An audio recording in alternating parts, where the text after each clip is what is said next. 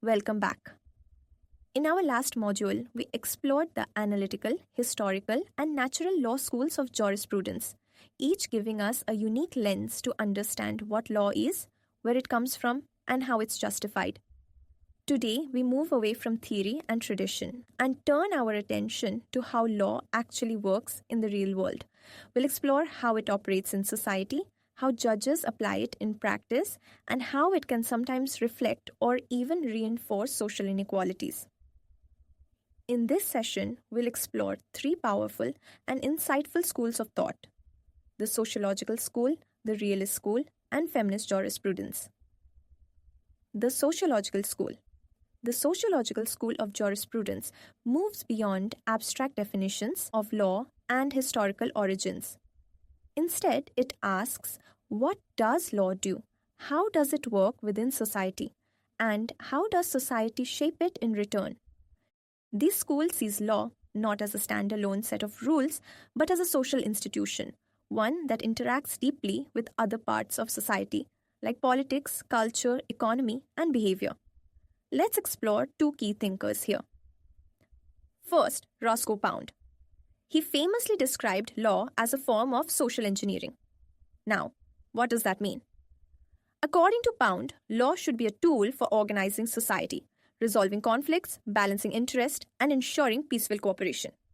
He categorized legal interests into three types. Individual interests. These include personal rights like physical safety, reputation, and property. Public interests. These relate to the well-being of the state and society, such as public health and safety. And social interests. These are broader, relating to the smooth functioning of institutions like the family, religion, and education. Pound believed that good laws should harmonize these interests, minimizing friction and maximizing human welfare. Next, Leon Duguay, a French scholar who added another key idea: the principle of social solidarity. Duguay argued that the foundation of law isn't abstract rights or state power. Instead, it's the interdependence between individuals in society, the fact that we all rely on one another. He believed that laws are only legitimate when they promote cooperation and help society function more smoothly. Laws that don't serve this purpose, in his view, are not true laws at all. The realist school. What judges actually do. Now, let's move on to the realist school, one of the most influential movements in American legal thought. Legal realists were deeply skeptical of the idea that judges simply apply fixed legal rules like machines. Instead, they emphasized law in action, what actually happens in courts, and how judges really make decisions.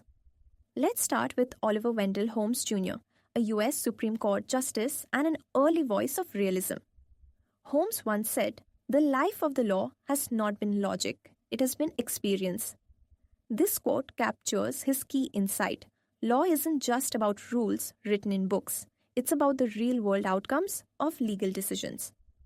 He proposed the predictive theory of law, meaning that for someone only concerned with the consequences, like a wrongdoer, law is simply a prediction of what the judge will do. Another major realist was Jerome Frank. He took Holmes's ideas further by focusing on the uncertainty of facts in court. Frank emphasized the human element in judging, the idea that a judge's background, emotions, and personal experiences can strongly influence the outcome of a case. He introduced the idea of fact skepticism. That is, even the facts of a case are not always clear. Witnesses can be unreliable, evidence can be incomplete, and judges or juries can interpret the same facts very differently. So, for Frank, legal certainty is often an illusion, and understanding law means understanding the messy human process behind it. Feminist jurisprudence, law and gender. Finally, we turn to feminist jurisprudence, a school of thought that critically examines the way law reflects and reinforces gender inequality. Feminist legal theorists argue that traditional legal systems have often been male-centered, ignoring or undervaluing the experiences of women and others who don't fit into dominant power structures. Let's begin with Catherine MacKinnon, a leading radical feminist scholar. MacKinnon argues that law has historically helped maintain male dominance, particularly in areas like sexual harassment and pornography. She sees these not just as private wrongs, but as forms of systemic inequality. And she believes the law must recognize and address these power dynamics to truly protect women's rights and dignity. Another important voice is Carol Gilligan, a psychologist whose work helped reshape feminist legal thinking. Gilligan introduced the idea of an ethics of care, a way of thinking that emphasizes relationships, empathy, and the specific context of individuals, rather than just abstract rules or equality in the formal sense. This was in contrast to the traditional ethics of justice, which she argued reflects more masculine values. Feminist legal scholars, building on Gilligan's insights, have argued for a more contextual and compassionate approach to law, especially in areas like family law, education, and social welfare. Feminist jurisprudence isn't just one viewpoint. It includes a wide range of perspectives. Liberal feminism, which focuses on equal rights and legal reform. Radical feminism, which critiques the deeper power structures of patriarchy. And intersectional feminism, which explores how gender combines with race, class, sexuality, and other identities to create unique forms of discrimination. But all feminist theories share one core aim: to uncover and challenge the gender biases in our legal systems and to build laws that promote true equality. So, to sum up, in this module, we examined 3 modern and socially engaged schools of jurisprudence. The sociological school, which looks at how law serves social needs and balances competing interests.